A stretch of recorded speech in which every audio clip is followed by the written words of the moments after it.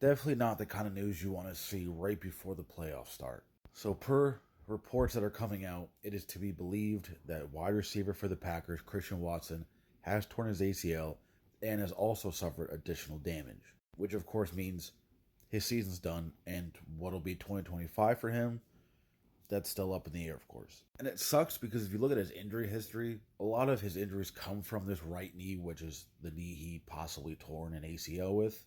And injuries have been an issue for Christian Watson since he's been in the league. I mean, we've seen him miss games pretty much every year at this point. He missed 2 games earlier this season. So hopefully this isn't an ACL tear because that's the last thing you want to see injury wise for a player. Regardless of what the injury is, whether it is most likely an ACL or something else, I wish him a speedy and healthy recovery. And while this sucks for the Packers, thankfully they do have plenty of guys to kind of fill in, step up, and take over some of those targets that Christian Watson would have gotten.